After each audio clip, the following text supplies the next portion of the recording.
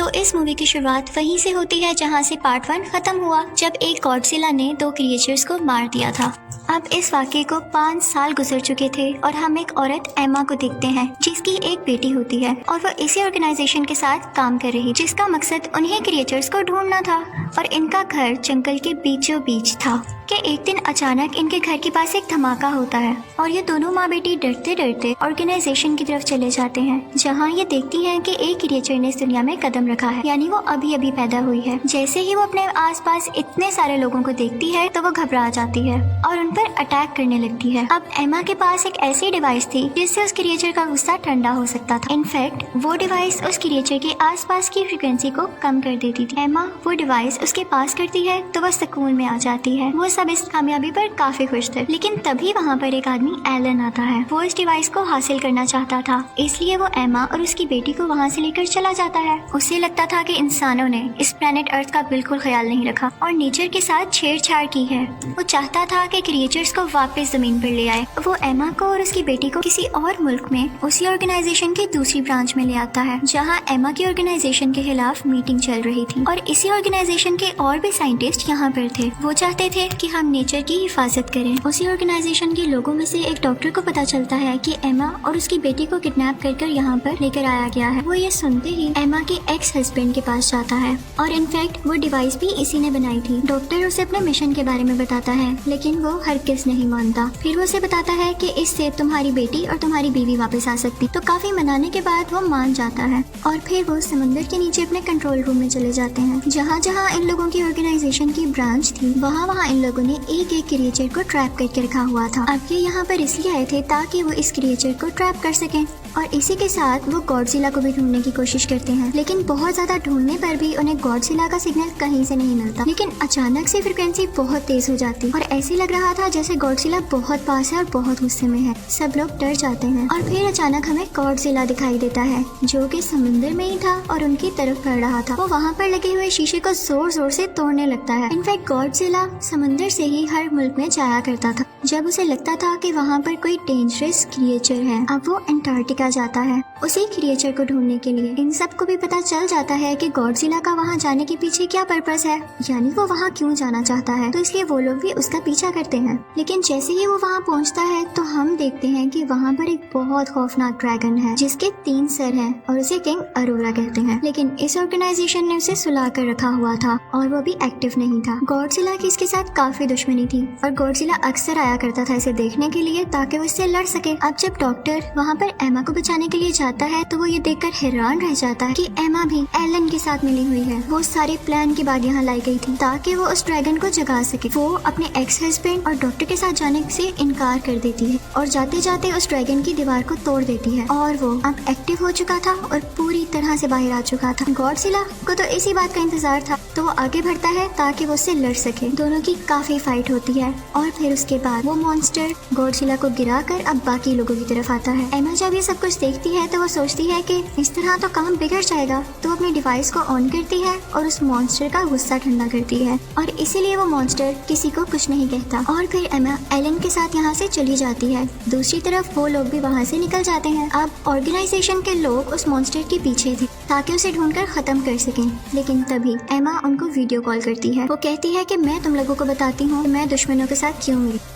तुम लोग इस काबिल थे कि तुम्हारे साथ रहा जाता। तुम तो क्रिएचर्स को और इवन नेचर को नुकसान पहुंचाते हो और मैं एक एक करके सब क्रिएचर्स को आजाद कर दूंगी। तुम लोगों ने जमीन के साथ बहुत बुरा किया है, लेकिन यही क्रिएचर अब हमारी मदद कर सकते हैं क्योंकि इनकी बॉडी में रेडिएशंस हैं, यानी शुआएं हैं। तो जहाँ जहाँ ये लोग जाएं अपनी रेडिएशन से जमीन को वापस ठीक कर सकेंगे। ऑर्गेनाइजेशन के लोग उससे कहते हैं लेकिन ये क्रिएचर्स तो इंसानों को मारना चाहते हैं, तो तुम कैसे इनको अपना साथी समझती हो। तो वो कहती है कि तुम्हारी सोच गलत है। हम सदियों से एक साथ रहते आ रहे थे, सब कुछ बैलेंस में था। हम इन्हें कुछ नहीं कहते थे तो ये भी हमें कुछ नहीं कहते थे। हम इनका ख्याल रखते थे, लेकिन अब तुम लोगों ने इसके साथ बुरा करना शुरू किया तो क्या ये तुम लोगों के सामने अच्छे बन के बैठे रहें और अपनी हिफाजत ना करें। वो कहती है कि मैं इनको आजाद करके ही छोड़ूंगी और इसी के साथ वो कॉल बंद कर देती है। अब जैसा कि एमा ने कहा था वो बाकी क्रिएचर्स को भी आजाद करेगी तो वो अपने मिशन पर निकल जाती है। सब लोग काफी परेशान थे कि अगर ये इसी तरह करती रही तो हमारे लिए बहुत मुश्किल हो जाएगी। एमा आगे बढ़कर एक और क्रिएचर को आजाद कर देती है जो कि वोल्केनो में से निकलता है। और वो वोल्केनो ऐसी जगह पर था जहाँ पर आसपास लोग भी थे,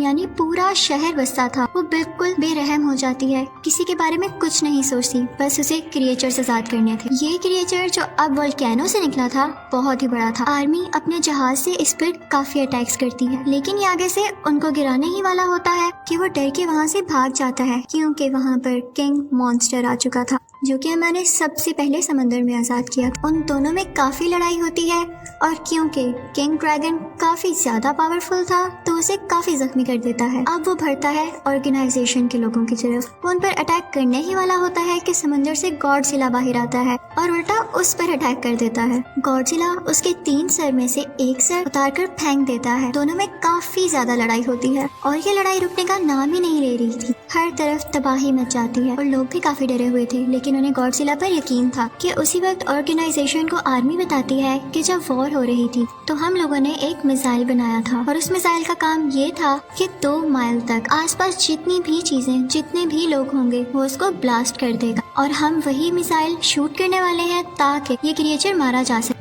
और इसी के साथ हमें गॉडजिला को मारना भी मजबूरी है। वो उनसे कहते हैं कि तुम लोग यहाँ से दूर चले जाओ और वो वहाँ से काफी दूर चले जाते हैं। अब आर्मी समुद्र में वो मिसाइल फेंक देती है और बहुत बड़ा ब्लास्ट हो जाता है। इसमें गॉडजिला काफी जख्मी हो जाता है और दूर जाकर गिरता है, लेकिन हम देखते हैं कि मॉन्स्टर यानी उस ड्रैगन को कुछ भी नहीं हुआ, बल्कि इन लोगों ने तो उसकी मदद की थी गॉडजिला को मारकर। और उसके बाद वो वोल्केनो पर जाकर बैठ जाता है, जिसके बाद वो अपना सर दोबारा से ग्रो कर लेता है और इसी के साथ वो सिग्नल्स देता है जिसकी वजह से दुनिया में मौजूद सब के सब क्रिएचर्स जाग जाती हैं। अब ऑर्गेनाइजेशन वाले काफी परेशान थे क्योंकि इस किंग मॉन्स्टर यानी ड्रैगन को इतने बड़े मिसाइल से भी कुछ नहीं हुआ था, तो इसका ये मतलब था कि ये बहुत पावरफुल था और इसे कैसे हराना है वो रिसर्च करने लगते हैं। तो उन्हें पता चलता है कि ये जमीन का क्रिएचर तो है ही नहीं, बल्कि ये एलियन है जो कि दूसरी दुनिया से आया है और इसीलिए गॉडजिला इसको मारना चाहता था, क्योंकि गॉडजिला ऑलरेडी से यहाँ का किंग था और वो नहीं चाहता था कि कोई और उसकी जगह ले। अब बाकी क्रिएचर्स भी आने लगे थे और इसी के साथ वो क्रिएचर भी आ जाती है जो हमें मूवी के स्टार्ट में दिखाई गई थी, जो कि उसी ऑर्गेनाइजेशन में पैदा हुई थी।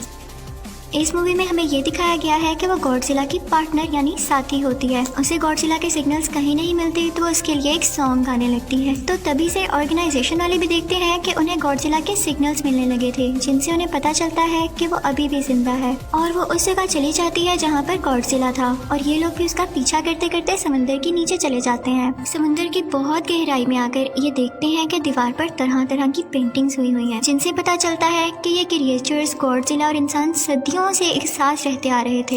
ये जगह गॉडजिला की हुआ करती थी और मिसाइल के बाद जब ये जख्मी हो गया था तो ये यहाँ पे खुद को ठीक करने आया था और इस जगह पर काफी ज्यादा रेडिएशन थी और इसीलिए वो यहाँ आया था क्योंकि रेडिएशन इनकी बॉडी को यानी जख्मी हिस्सों को ठीक करती थी। तो डॉक्टर एक आइडिया देता है कि क्यों ना यहाँ पर एक न्यूक्लियर ब्लास्ट किया जाए और उसकी रेडिएशन से इसको और जल्दी एनर्जी मिल सकेगी। फिर डॉक्टर कुछ न्यूक्लियर कैप्सूल्स लेकर गॉडजिला के पास जाते हैं और इतनी देर में इनकी बाकी की टीम वहाँ से दूर निकल जाती है ताकि ब्लास्ट से उनको कुछ ना। और डॉक्टर आखिरी बार गॉडजिला की बॉडी पर हाथ रखते हुए कहता है गुड बाय और इसी के साथ बहुत बड़ा ब्लास्ट होता है और समंदर के नीचे हर चीज तबाह हो जाती है। इससे गॉडजिला को बहुत ज्यादा एनर्जी मिल चुकी थी और इसी के साथ एमा की बेटी वो डिवाइस उठाकर माइक पर लगा देती और उसकी फ्रिक्वेंसी हाई कर देती है ताकि आसपास जितने भी क्रिएचर्स हैं वो इसको महसूस करके सुकून में आ जाएं। लेकिन किंग मॉन्स्टर यानी ड्रैगन इस बात को फील कर लेता है कि ये किसी इंसान का ही काम है और फिर वो उस लड़की के पीछे जाता है ताकि उसे मार सके। लेकिन गॉडजिला फौरन से वहाँ पर आ जाता है और ये लोग भी मुसलसल गॉडजिला की हेल्प कर रहे थे ताकि ये किंग मॉन्स्टर को हरा दे। लेकिन अभी भी गॉडजिला इतना पावरफुल नहीं हो सका था कि वो उसको हरा सके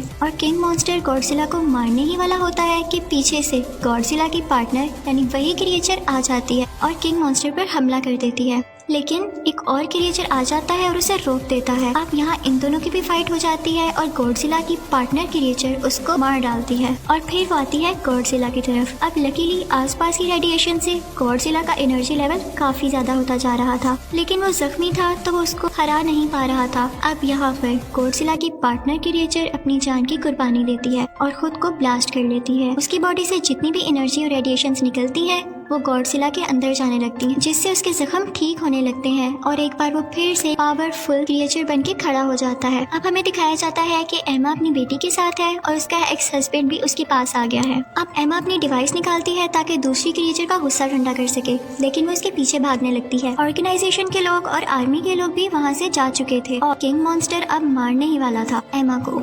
गॉडजिला उससे फाइट करने लगता है, लेकिन किंग मॉन्स्टर उस पर आग उगलने लगता है। गॉडजिला अब जानता था कि उसका एनर्जी लेवल पूरा है और वो आसानी से अब उसको हरा सकता है, और फिर फाइनली वो उसे हिट कर कर मार गिराता है और हर तरफ अब सुकून हो चुका था। और फिर हमें दिखाया जाता है कि सब क्रिएचर्स गॉडजिला के सामने आते हैं और झुकते हैं, क्योंकि फाइनली वो अब यहाँ का किंग था। और इसी के साथ मूवी एंड हो जाती है। Thank you for watching.